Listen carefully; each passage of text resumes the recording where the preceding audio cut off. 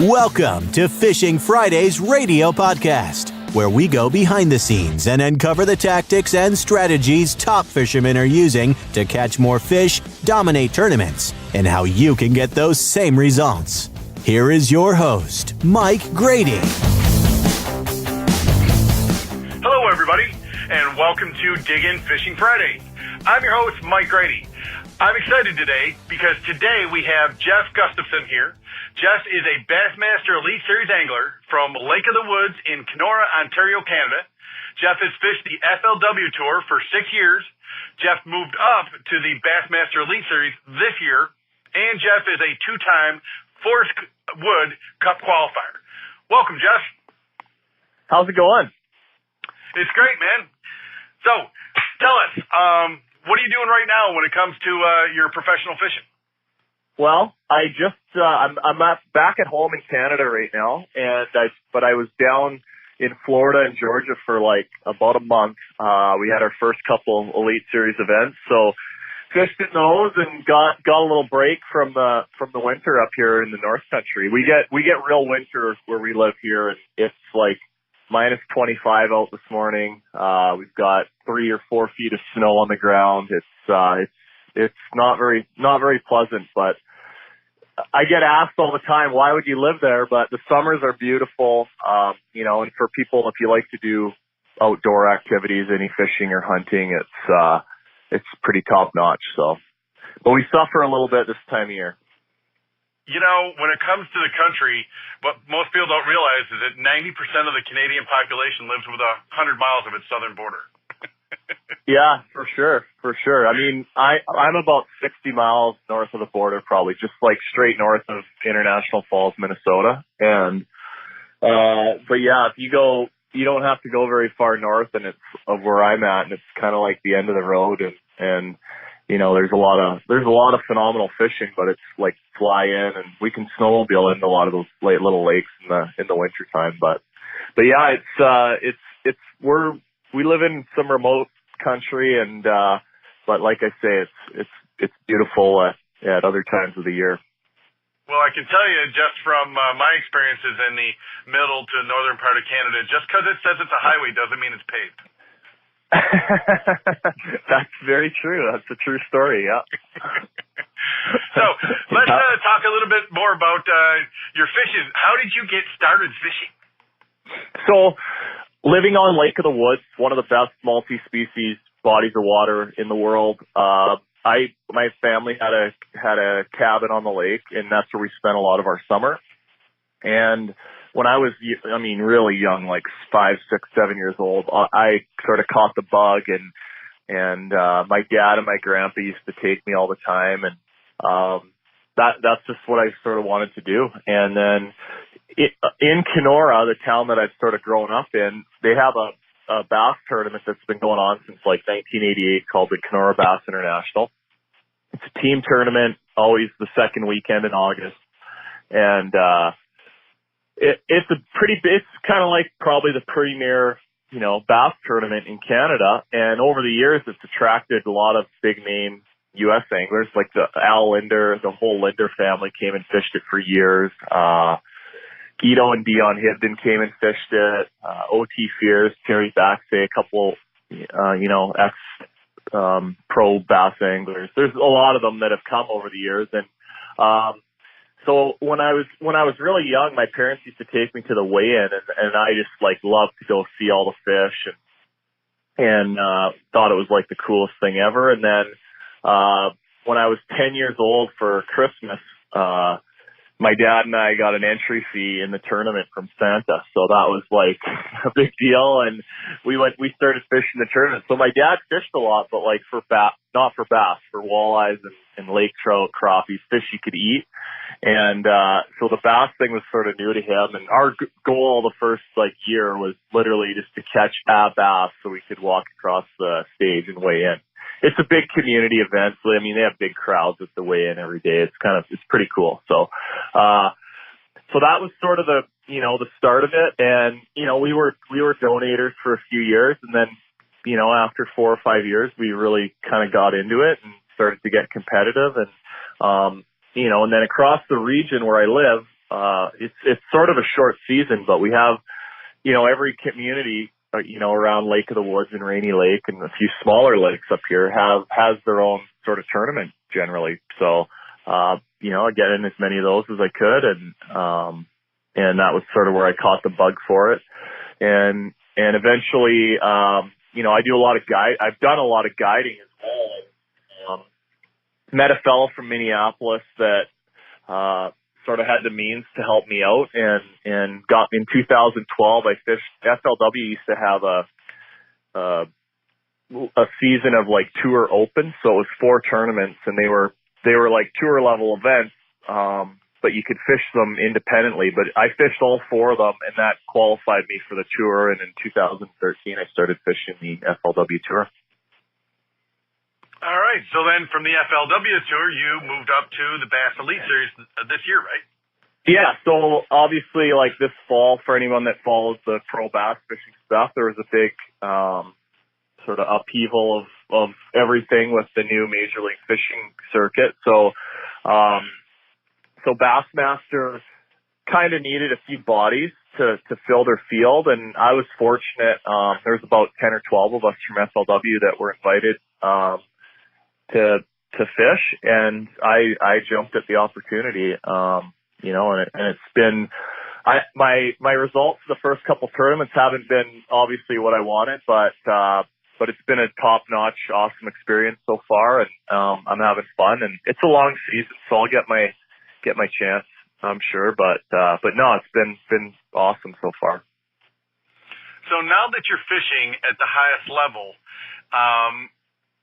and I know the season's young, but what's the biggest problem you found so far at this level? Well, I mean, I don't know. The last tournament at Lake Lanier, it's probably like my favorite lake in the south. And I was actually leading the tournament after the first day. And then somehow I managed to catch only 2 bass the second day. So I just fell like a rock in the standings and, obviously wasn't what I wanted. So, I think the second day, maybe I don't know. I mean, I've been doing this long enough where I don't feel like I have a ton of pressure, but the pressure maybe got to me a little bit that day just because I know, all my buddies and friends and family and sponsors are all watching Bassmaster live. I had a bunch of people following me, taking pictures, and I probably just sort of fished a little bit fast through some of my good stuff and didn't really do it properly or as thorough as I normally would have maybe. I don't know. I've had a lot of time to think about it, and I wish I could have a review on that day for sure. But other than that, I mean, I've kind of learned lots of things the hard way, over the last several years doing this. And, so it's carry lots of tools with you on the road, be prepared with your travel plans and that sort of thing. And, usually I've got a pretty good network of buddies now that, there's several of us that stay together. We'll usually rent houses for the week at some of these venues. And, so we've got each other to kind of help each other out and everything usually goes pretty smooth. Now, when you're going to these different venues with your buddies, and you're renting houses, because it's the first time I've heard this, do you actually have somebody in that area that you call that'll rent you their house, or is it one of those things where you get online and you find a service? Yeah, pretty much. You just get online and VRBO or whatever service you can use. But it's a lot of these places we go back to, maybe not every year, but every other year. So you just kind of save some of the contact info. And, it's a funny story at this Lake Lanier event. I was messaging this lady on VRBO. I wanted the house looked like a good one for us. There was 5 of us that were going to be staying there. And,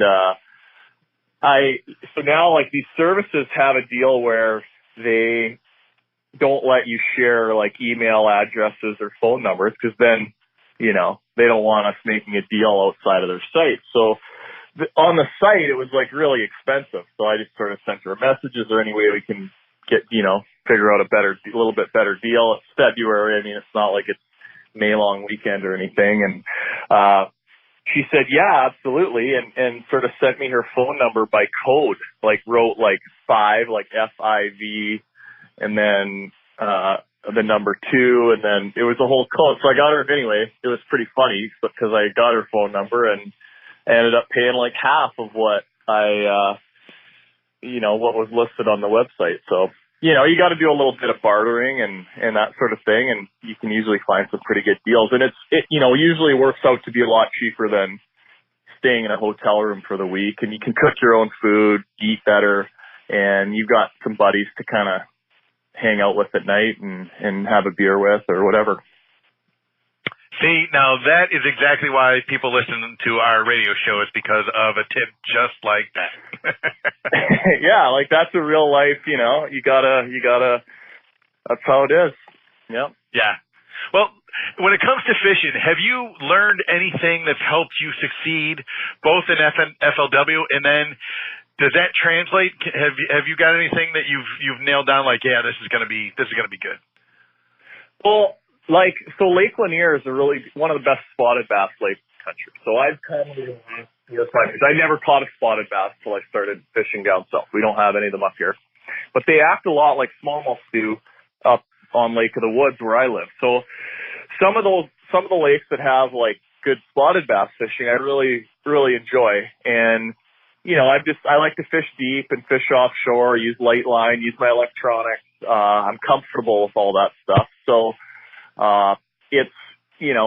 I look forward to those kinds of lakes. We've got Lake Hartwell coming up. That's kind of similar. But over the last 5 or 6, 7 years doing this, you can do a lot of research online. There's lots of information about all these different venues that we visit. And, I've bought a lot of tackle that I'll never use. That's just, give it away, sell it, whatever. And I think, I've gone through that whole process now. And now with all of my sponsors, I get quite a bit of stuff given to me, but I buy a lot of stuff as well, just because we got to have, whatever we think we're going to need to catch bass at whatever lake we're visiting. But I think I've gone through buying a lot of the gimmicky stuff and things that I won't ever use. So that's been one thing that I've kind of learned. Keep it fairly simple on the stuff that I know catches fish, and that's what I'm going to use at most places. That's interesting. It sounds to me like when you go and you're going to a specific lake in a tournament, that you have a plan of action and you know what tools you're going to use to implement that plan, huh? Sort of. And whether like FLW, we get 3 days of practice in the lakes off, and then, the lake would be off limits for a couple of weeks before that. And the same thing with the Elite Series. We get 3 days to pre-fish or practice, immediately before the event, and the lake's off limits for a month prior to that. So 3 days isn't a lot of time when you go to some of these 100,000 acre lakes that you've never been on before. And, you can get sucked into one little creek and eat up a whole day. I mean, it's not hard. And so you got to be kind of efficient, have a little bit of a plan. You also got to be open to anything that might be happening or working as well. So you just kind of, I'll generally have an area picked out that I'm going to visit, the first day of practice, and then kind of go from there. And sometimes you get on something really good, whether it's a good area or a good pattern, and then, the whole week will be easy. You'll have a good tournament. And then other times, you just don't find that, good area or a good pattern, and you're really grinding, and that's just the way it is sometimes. And that usually, for me, leads to not a very good event. And it's just the reality of it. So when you're going along, what's your process when you actually come up on a spot where there's fish, and whether it's hot or medium or cold? Do you keep that in your head, or do you have a notebook you're keeping in your pocket as you're going? No, I think most anglers kind of remember, especially where they caught fish, and with GPS now, I've got Humminbird machines on my boat, and the GPS in those is phenomenal. So if I'm pre-fishing and I see something I like, whether I catch a fish or see a school of fish or see a log or a boulder or a clump of grass, whatever it is, I just put a waypoint there, and then I've got that spot saved. And you can use different icons to mark different things, and I'll do that. You know, I have an icon that I use for brush piles. I have an icon that I use for fish.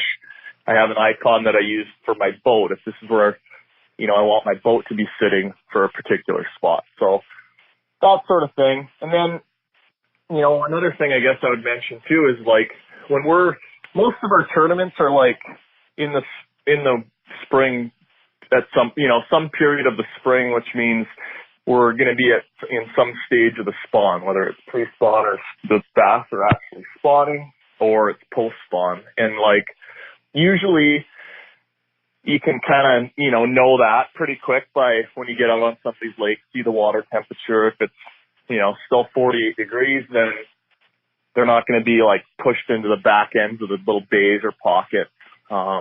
You know, there's probably going to be some fish out deeper still. That's my sort of favorite scenario. And then, you know, if we get out there and it's 65 degrees, well, there's going to definitely be some bass spawning. And then, you know, if it's warmer than that, then there could still be some spawning, fry darting, and then, you know, there's going to be fish sort of starting to push back out again. So that's just something that kind of is a general thing to help people find fish at new bodies of water. So you're going along in the tournament and you're working, you know, your plan in your head, or, you know, what you've got pre-planned. What's the hardest part about, as you're going along and you're seeing success or you're not seeing success? What's the hardest part about, you know, working that day? Well, for me, it's past success. So at this Lake Lanier, this recent Lake Lanier tournament, we had an FLW event there last year, and I did well. Caught a lot of fish every day. And so, you know, over the 3-day practice and even in the tournament, I had a hard time, you know, letting go of the stuff that wasn't working this year that was really good last year. And that's something that we all got to keep in mind. I mean, it's good to know old spots and have history and have memories, but sometimes they'll pay off. But more often than not, you almost just got to forget what worked before, and you know, it was sort of similar, like the same things were working, but just like the same part of the lake wasn't that good this year. So, you know, I wasted a lot of my time fishing memories, and that's something that, you know, we should all try to fish the moment and fish where it's going on now, not where it was going on last year. So what was working when you fished the FLW tour there, and then what was working this year? Well, the same sort of baits were working. I sort of had three things that I was using. Number one being just a little Z-Man hula stick. It's a little Ned rig bait, and spotted bass everywhere. Love that thing. And then I also mixed in a little swim bait and a wacky rigged worm. You know, whether it was a finesse worm or a Senko type bait. And those were kind of the three things that I used, and they worked well last year and they worked well again this year. But it was just more of like being open to like changing areas and fishing different spots than, you know, the fish were kind of doing the same thing. It was a similar time of year, all that, but it was not the same as far as like the location was. Well, because you fished FLW for so many years, and I'm sure you kind of figured out, you know, what worked, you know, in FLW in that style of fishing. But have you learned now in the Elite Series what's made you better since you started fishing the Elite tournament? I mean, no, sort of. Not a lot's changed there. I mean, we're still fishing for the 5 biggest bass that we can catch every day, and so my process there hasn't really changed a whole lot. It's just, you know, I think you just gotta make it happen the week of these events when you get there, and you know, at Lake Lanier I was on the right program, doing the right things. I think I just sort of, the second day it was just one of those days and I didn't put it together. And as I said earlier, totally wish I could have a redo on that one. At the St. John River tournament, I just never got on, I'd never been there before. We're not allowed to get any information outside of like publicly available stuff on the internet or watching old TV shows, but we're not allowed to get any info from local people or buddies that have fished there before. So I just kind of went and picked an area, and the first day of practice I caught some decent fish, and I just sort of decided I would spend the rest of my time fishing that area, and it just seemed like it got worse every day, and I was stuck there. And the second day I just went and fished new area blind, and I actually had a much better day. So it's just it's the whole process of using your time wisely during the 3-day practice, having a good idea of what stage of the spawn or the year that the fish are in, and then sort of matching your baits accordingly. Gotcha. Well, lastly, as we come to the end of this interview, I want to ask you, and I ask this of everybody, 2 questions. Number 1, Yep. What's your most successful fishing secret? Ooh. For me, trusting your electronics. So I grew up fishing, a deep, clear lake. So we use our electronics a lot. I do a lot of ice fishing and literally sit over a hole in the ice with a flash or a type of sonar. And so I watch my bait, and I always know when there's fish around it, looking at it, about to bite it. And that really helps you, when I'm even bass fishing now, I can usually see how fish react to my bait on my electronics and know pretty fast whether I can catch those fish or not. So trust your electronics. That's what I'm getting at. If they show you that something's there, then there's something there, whether it's fish or brush or side imaging is a big thing now. Being able to see rocks and, odd places, all that sort of stuff is important. And, that's my best tip. Trust your electronics. Gotcha. And then the second question is, what's your most successful, or what's your favorite lure or bait? Over the last 4 or 5 years, by far, the bait that I've caught the most fish on and won the most money with is this little Z-Man hula stick. And it's a little finesse worm that you use on one of their Ned rig heads. And, it's not really a Florida bait, but you go north of Florida, anywhere you go, and especially like in tough conditions, whether it's a cold front or lots of fishing pressure, clear water, that bait is awesome. Green pumpkin is pretty much all you need, and I guarantee you'll catch fish anywhere in the country on that. Nice. So, Jeff, we all know this is professional fishing, and we've all got bills to pay. So, do you have anything that you want to promote? Well, I do a lot of guiding up at home and kind of all season. Like I do some open water fishing trips, I do ice fishing trips, and then I do some deer hunting and wolf hunting, shed antler hunting. So I kind of stay busy year round in between some of the tournaments doing a fair amount of guiding. So you can find me online, social media at Gussie Outdoors. I'm on Facebook and Instagram, Twitter, and I have a website, GussieOutdoors.com. So if you want to see pictures of some big deer and trail cam photos, all that stuff, big fish, check it out. And if anybody actually wanted to book a tour with you, what's your phone number? 807-466-7102. If you could, repeat that one more time. 807-466-7102. Excellent. Jeff, this has been a great interview. I want to thank you for being on our show. Thanks for having me, guys. No, it's been fun, and I'll hopefully get the chance to do it again. Yeah, man, and good luck this year in the Elite Series, and maybe if you win one, we'll get you back on the show. That sounds like a good plan to me. All right, take care. Okay, have a good day, guys. Thanks for listening to Fishing Fridays Radio Podcast.